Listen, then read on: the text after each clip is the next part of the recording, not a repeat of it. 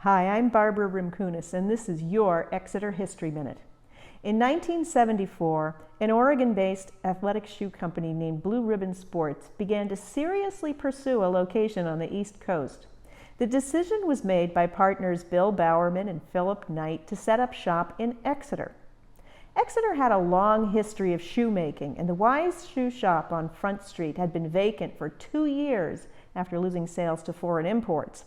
For a short time, it was a match made in heaven. Blue Ribbon would rebrand itself as Nike, and they sent employee number 1, Jeff Johnson, to town to test and produce the shoes. Nike had developed an entirely new type of running shoe with waffle soles. This particular model, the Cortez, still needed some field testing. With few runners available at the time, Johnson began to test them with young track and field runners in Exeter. Madeline Durand remembers joining the Seacoast Striders, a junior high running team. "My goal," she said, "was to get a pair of the cool leather Cortez my sister told me the coach was handing out from the back of his car. What did I know about running? Nothing.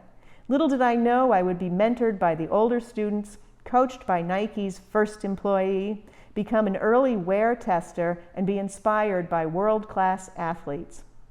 Johnson began coaching the Exeter High School girls track team to better test the shoes. Laura Dumas recalled, "One of my greatest memories is being given a pair of red plaid Nikes that were custom made for me." She said, "The first time I ever put a pair on, it felt like I was running on clouds. They were so cushy and comfortable."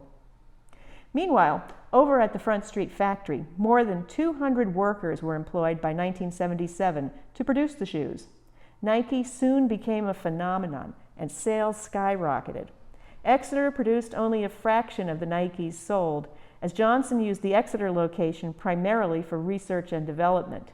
The girls' track team did well during the 5 years Johnson coached.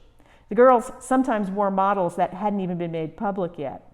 It seemed like there was a bright future for Nike in Exeter. In 1980, the company bought the old Exeter Manufacturing Company complex, intending to turn it into a major center for continuing research.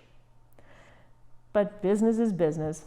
In 1983, after some reorganization, Nike announced that it would be closing its doors at the Exeter plant. Although it had only a brief presence in town, people in Exeter continued to love the brand. Megan Morissette, who ran track at Exeter, remembered, "It was a true honor and privilege to have been running on Nike shoes."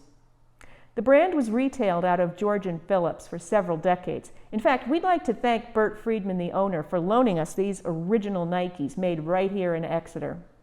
For more Exeter history, check us out at www.exeterhistory.org.